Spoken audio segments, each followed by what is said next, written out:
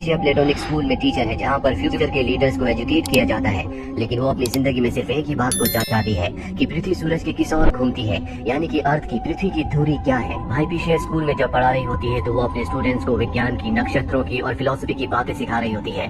यहाँ पर सभी स्टूडेंट्स उसे बहुत पसंद करते हैं क्योंकि वो अपने काम में, अपनी टीचिंग में बहुत ज्यादा एक्सपर्ट होती है। यहाँ पर हाइपीशिया के पिता के गुलाम का जो बेटा है जिसका नाम डेवियस है, वो हाइपीशिया के साथ उसका असिस्टेंट बन के काम करता है। उसे साइंस में, विज्ञान में बहुत ज्यादा दिलचस्पी है, इसीलिए वो हाइपीशिया की हर एक बात को बहुत ध्यान से सुनता है। हाइपीशिया अपने क्लास में सभी लोगों से पूछती है कि बताओ धरती पर कोई भी चीज क्यों गिर जाती है। दरअसल वो बात कर रही होती है ग्रेविटी की, और ये वो वक्त होता है जब ग्रेविटी की खोज नहीं हुई थी। ग्रेविटी के बारे में किसी को कुछ नहीं पता था। डेवियस जो कि उसका असिस्टेंट है उसकी बात को बहुत ध्यान से सुनता है, साथ ही वो हाइपीशिया से प्यार भी करता है, लेकिन वो अपने प्यार का इजहार हाइपीशिया से नहीं कर सकता क्योंकि उसके पिता हाइपीशिया के पिता के गुलाम है। वहीं दूसरी तरफ हमें उस म्यूजियम को दिखाया जाता है जहाँ पर हाइपीशिया के पिता डायरेक्टर है। दरअसल जूइश लोगों की बहुत ही पवित्र जगह है। यहाँ जूइश लोगों को पेगन भी कहा जाता है और वो यहाँ पर अपने देवताओं के स्टैचूज को, विज्ञान की किताबों को और अपनी पवित्र किताबों को रखते हैं। अब क्योंकि यहाँ के जो डायरेक्टर है वो हाइपीशिया के पिता है, इसीलिए जूइश लोग जो भी बड़ा फैसला लेते हैं वो हाइपीशिया के पिता थियोन की सहमति से ही लेते हैं। वहीं बाहर हमें एक क्रिश्चियन मॉन्क को दिखाया जाता है जो यहाँ पर पेगन यानी कि जूइश लोगों के देवताओं को उल्टा सीधा कह रहा होता है। दरअसल क्रिश्चियन लोग हमेशा जूइश लोगों के देवताओं का मजाक उड़ाते हैं और वो कहता है कि अगर मेरा देवता, मेरा भगवान सच्चा है तो मैं आग पर चलूंगा और मुझे कुछ भी नहीं होगा। और इसके बाद वो मॉन्क आग के ऊपर चलता है लेकिन उसे कुछ भी नहीं होता। दरअसल उसने इस तरह का आउटफिट पहना होता है जिस वजह से आग उसे जलाती नहीं है। सारे क्रिश्चियंस लोग उसकी वाहवाही करना शुरू कर देते हैं, जिसके बाद यहाँ पर जूइश लोगों के प्रीस्ट को भी उस आग में धकेला जाता है, लेकिन वो जलना शुरू हो जाते हैं पर उनके लोग उन्हें आकर बचा लेते हैं। हाइपीशिया के पिता थियोन भी क्रिश्चियन लोगों से नफरत करते हैं और एक दिन उन्हें अपने घर पर एक क्रॉस मिलता है जो कि एक गुलाम लड़की का होता है। इससे उन्हें बहुत गुस्सा आता है। इससे पहले कि वो उसे सजा देते, उनके गुलाम का बेटा डेविस जो कि हाइपीशिया का असिस्टेंट है, वो इल्जाम अपने ऊपर ले लेता है और कहता है कि ये क्रॉस मैंने रखा था। हाइपीशिया के पिता इससे बहुत गुस्सा हो जाता है और उसे कई कोड़े मारते हैं। लड़की हाइपीशिया अपने पिता को रोकने की, समझाने की कोशिश करती है लेकिन वो उसकी बात नहीं सुनते। हाइपीशिया को पता होता है कि डेविस का एक क्रॉस नहीं है, इसीलिए रात को वो उसके कमरे में उसे मरहम लगाने के लिए जाती है, जहाँ पर वो देखती है कि उसके लेक्चर सुन सुनकर यहाँ पर डेविस ने एक मॉडल बनाया है जिसमें अर्थ के चारों तरफ 5 प्लैनेट्स घूम रहे होते हैं। ये वो वक्त होता है जब इंसानों को पता था कि इस दुनिया में सिर्फ 5 ही प्लैनेट है जो कि सूरज का नहीं बल्कि अर्थ का चक्कर लगाते हैं। हाइपीशिया डेविस से बहुत ज्यादा इंप्रेस हो जाती है। अगले दिन क्लास में वो उसके मॉडल को सभी को दिखाती है और डेविस से कहती है कि सबको इस बारे में बताओ। डेविस उसे डेमोन्स्ट्रेट करता है। अब हमें दिखाया जाता है जहाँ पर जूइश लोगों का एक पवित्र प्रोग्राम चल रहा होता है जो कि इनके मंदिर में होता है। इसे लाइब्रेरी ऑफ सेरेपियम भी कहा जाता है। यहाँ पर हाइपीशिया का एक स्टूडेंट भी होता है जिसका नाम होता है ओरेस्टियस। ओरेस्टियस हाइपीशिया से बहुत प्यार करता है, वो भी एक जूइश है और यहाँ पर सबसे कहता है कि मैं अपनी जिंदगी में सबसे ज्यादा प्यार अपने म्यूजिक से करता हूँ और उससे ज्यादा प्यार करता हूँ मैं हाइपीशिया से, और वो अपने म्यूजिक के इंस्ट्रूमेंट को हाइपीशिया को देता है। हाइपीशिया सबके सामने उसे एक्सेप्ट कर लेती है। दरअसल उसने पहले भी हाइपीशिया को अपने प्यार का इजहार किया था लेकिन उसके जवाब में हाइपीशिया ने कुछ भी नहीं कहा। डेविस भी यहाँ पर होता है जो देखकर बहुत दुखी हो जाता है कि वो हाइपीशिया से प्यार करता है जिसका इजहार वो कभी नहीं कर सकता। इसीलिए वो ईश्वर से प्रार्थना करता है कि हाइपीशिया कभी किसी की ना हो। अगले दिन क्लास में दिखाया जाता है जहाँ पर हाइपीशिया ओरेस्टियस को एक कपड़ा वापस लौटाती है, जिसका मतलब ये होता है कि उसने उसके प्यार के प्रपोजल को एक्सेप्ट नहीं किया बल्कि ठुकरा दिया है। इससे उसे बहुत ज्यादा गुस्सा आता है। वो यहाँ से बाहर जाने लगता है लेकिन तभी एक प्रीस्ट सबको बाहर बुलाता है जहाँ पर वो सबको क्रिश्चियंस के खिलाफ भड़काना शुरू कर देता है। वो कहता है कि वो हमारे देवताओं का मजाक उड़ाते हैं, हमें अपने से नीचे समझते हैं, इसीलिए हमें जंग का ऐलान करना होगा। और ये सब कुछ हाइपीशिया के पिता की मर्जी से हो रहा होता है। हाइपीशिया अपने पिता को समझाने की कोशिश भी करती है लेकिन उसके पिता नहीं मानते और इस सब में हाइपीशिया के पिता के साथ ओरेस्टियस भी शामिल होता है। इसके बाद अलेक्जेंड्रिया में पेगन यानी कि ज्यूस के बीच में और क्रिश्चियंस के बीच में लड़ाई झगड़ा होना शुरू हो जाता है जिसमें कई लोग मारे जाते हैं, लेकिन यहाँ पर क्रिश्चियंस की बहुत ज्यादा तादाद है इसीलिए ज्यूस लोग हारने लगते हैं और हाइपीशिया के पिता अपने लोगों के साथ अपने पवित्र स्थान पर, जिसे लाइब्रेरी ऑफ सेरेपियम कहा जाता है, उन सब की जान बचाने के लिए वहाँ पर आसरा लेते हैं जहाँ डेविस भी होता है। क्योंकि डेविस एक गुलाम है इसीलिए उसे उनके साथ रहना होगा। हालांकि वो ज्यूइश नहीं बल्कि क्रिश्चियन है। ये वही जगह है जहाँ पर हाइपीशिया पढ़ाती है। हालांकि डेविस यहाँ से बाहर जाना चाहता है लेकिन हाइपीशिया उसे मना कर देती है। यहाँ पर डेविस के साथ साथ कुछ और क्रिश्चियन स्टूडेंट्स भी होते हैं और रात को जब वो इस जगह से भाग रहे होते हैं तो डेविस उन्हें देख लेता है लेकिन वो किसी को कुछ नहीं बताता क्योंकि वो जानता है कि उनका यहाँ से निकल जाना ही अच्छा होगा। कई महीने बीत जाते हैं। इसके बाद इनका धीरे धीरे खाना खत्म होना शुरू हो जाता है जिससे यहाँ पर सबको परेशानी, टेंशन होना शुरू हो जाती है क्योंकि यहाँ से ना तो कोई बाहर जा सकता है और ना ही बाहर से किसी को अंदर आने की इजाजत है। एक रात को डेविस चुपचाप यहाँ से निकल जाता है। दरअसल अब ये पूरा का पूरा शहर एक तरह से 2 अलग अलग हिस्सों में पड़ चुका है, यानी कि 2 अलग ग्रुप्स में, क्रिश्चियंस और जूइश के।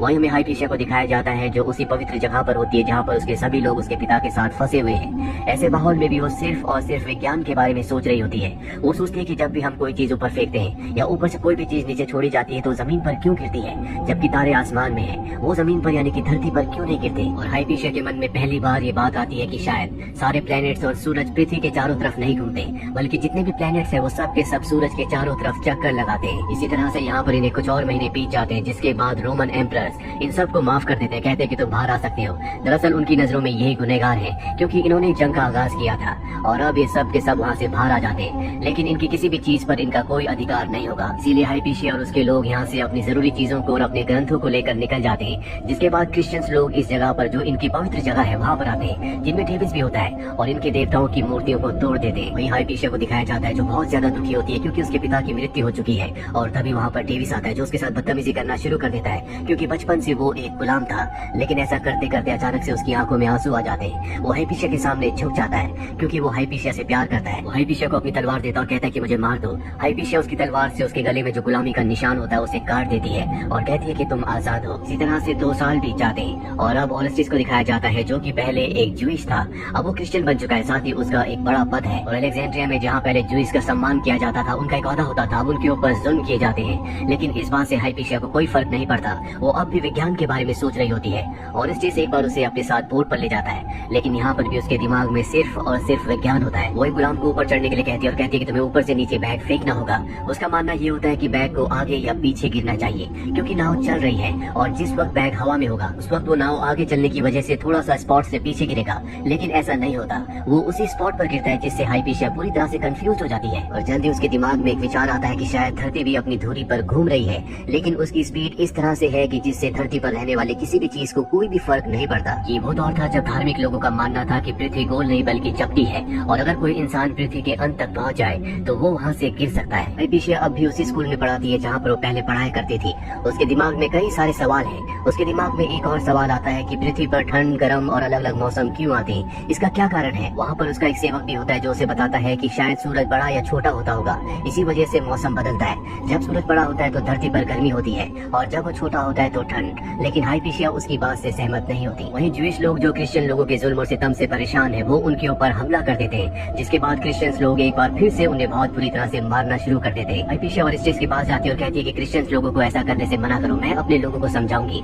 लेकिन ओरेस्टिस जो कि खुद भी पहले ज्यूइश था, जो अब क्रिश्चियन बन चुका है, वो उसकी मदद करने से मना कर देता है। डेविस भी उन लोगों में शामिल होता है जो ज्यूइश लोगों को मार रहे होते हैं, पर अब उसे एहसास हो चुका है कि वो गलत कर रहा है। मासूम लोगों का, मासूम बच्चों और औरतों का इसमें कोई भी गुनाह नहीं है। अब कुछ जब ठीक हो जाता है तो ज्यूस लोग क्रिश्चियन लोगों के लीडर्स के पास जाते हैं और कहते हैं कि हम अपने पवित्र स्थान यानी कि लाइब्रेरी ऑफ सेरेबियम में वापस जाना चाहते हैं। वो कहते हैं कि तुम जा सकते हो, लेकिन तुम सबको क्रिश्चियनिटी को अपनाना होगा। हाइपेशिया भी यहाँ पर होती है, जिसे बात बिल्कुल अच्छी नहीं लगती और वो उसका विरोध करती है, उसे उल्टा सीधा बोलना शुरू कर देती है, जिससे लीडर बहुत गुस्सा हो जाते हैं। वो भी उसे उल्टा सीधा कहते हैं। साथ ही वो यहाँ पर नए रूल्स बनाते हैं कि सभा में किस तरह से औरतों को रहना चाहिए। साथ ही वो हाइपेशिया को कहते हैं कि वो एक वैज्ञानिक नहीं है, बल्कि वो एक विच है। ये धरती पूरी तरह से चपटी है, लेकिन वो अपनी अलग अलग तरह की साइंस लोगों को बताती है, जो कि पूरी तरह से गलत है। इस तरह के इंसान को जीने का कोई भी हक नहीं है। यहाँ पर ओरेस्टिस भी होता है। ये सब कुछ देखकर सुनकर उसकी आंखों में आंसू आ जाते हैं। अगले दिन की सभा में सबको बाइबल के सामने झुकने के लिए कहा जाता है, लेकिन ओरेस्टिस ऐसा करने से मना कर देता। वो बाइबल के सामने नहीं झुकता और वहाँ से चला जाता है। सब उसे एक ढोंगी क्रिश्चियन कहते हैं। यहाँ पर वो मॉन्क जो शुरू में आग के ऊपर चला था, वो उसके सिर पर पत्थर से प्रहार करता, उसे बुरी तरह से जख्मी कर देता है। ज्यूस लोग ये देखकर पूरी तरह से भड़क जाते हैं और उस मॉन्क को मार देते हैं, जिसके बाद ज्यूस लोगों के बीच में और क्रिश्चियंस के बीच में घमासान युद्ध शुरू हो जाता है। और अब जो क्रिश्चियंस के लीडर्स हैं वो हाइपेशिया को और ओरेस्टिस को मारना चाहते हैं। ओरेस्टिस का एक दोस्त जो उसी के साथ स्कूल में पढ़ा करता था, जो बचपन से क्रिश्चियन है, वो उसे समझाता और बताता है कि धर्म में और प्यार में हमेशा धर्म की जीत होती है, तुम्हें झुकना होगा, नहीं तो वो लोग तुम्हें मार देंगे। ओरेस्टिस की आंखों में आंसू आ जाते हैं और वो उनकी बाइबल के यानी कि क्रिश्चियनिटी के सामने झुक जाता है। हाइपेशिया ने ऐसा नहीं किया होता, इसीलिए अब वो हाइपेशिया को मारना चाहते हैं। वही हाइपेशिया जो अभी जान चुकी है कि धरती सूरज के यानी कि सन के चक्कर लगाती है, बाकी सन और दूसरे प्लैनेट्स धरती के चक्कर लगाते हैं, पर अब वो ये जानने की कोशिश कर रही होती है कि धरती सन के चक्कर किस तरह से लगाती है। क्या वो सर्कुलर मोशन में लगाती है या उसका चक्कर लगाने का जो मोशन है वो कोई और है। हाइपेशिया को लगता है कि वो इलिप्स शेप में सन का चक्कर लगाती है, तभी धरती पर अलग अलग मौसम आते हैं, लेकिन वो इस थ्योरी पर अभी कंफर्म नहीं होती। तभी वहाँ पर ओरेस्टिस आता है और उसे बताता है कि तुम्हें मारने की तैयारी की जा रही है, तुम्हें क्रिश्चियनिटी को अपनाना होगा, पर वो साफ साफ मना कर देती है। हालांकि डेविस भी उसे बचाना चाहता है, लेकिन अब उसे पकड़ लिया जाता है। उसे मारते पीटते जलील करते हुए लाइब्रेरी तक लाया जाता है। ये सब लोग उसे मारना चाहते हैं, लेकिन इनके पास तलवार नहीं है, इसीलिए बाहर पत्थर लेने के लिए जाते हैं। डेविस को देखकर बहुत दुख होता है और वो उसे इस तरह की मौत मरते हुए नहीं देखना चाहता, इसीलिए वो खुद उसे आसान मौत देकर मार देता है। और जब वो अपनी जिंदगी की आखिरी सांसें ले रही होती है, तभी वो ऊपर छत की तरफ देखती है, जहाँ पर इलिप्स शेप का एक गोलाकार होता है, जिससे उसे अपनी थ्योरी पर पूरी तरह से कॉन्फिडेंस हो जाता है कि पृथ्वी इलिप्स शेप में हुए ही सूर्य के चारों तरफ घूमती है, जिस वजह से अलग अलग मौसम पृथ्वी पर आते हैं। और अब अपनी जिंदगी के आखिरी वक्त में उसने अपने सवालों के जवाब को पा लिया और इसके बाद उसकी मृत्यु हो जाती है। अब यहाँ पर वो सब लोग भी आ जाते हैं जो पत्थर लेने के लिए गए थे। डेविस उनसे कहता है कि ये बेहोश हो गई है, जिसके बाद सब के सब उसे पत्थर मारते हैं। उसके शरीर को गलियों में घसीटा जाता है, उसे जला दिया जाता है और इतिहास से उसके नाम को हमेशा के लिए मिटा दिया जाता है। हाइपीशिया की बात पर किसी ने विश्वास नहीं किया, पर ठीक 1200 सालों बाद जोहानस केपलर, जो कि एक वैज्ञानिक थे, उन्होंने दुनिया को बताया कि अर्थ इलिप्टिक ऑर्बिट में सन के चारों तरफ घूमती है और यही बात थी जो हाइपीशिया ने सबको बताई थी।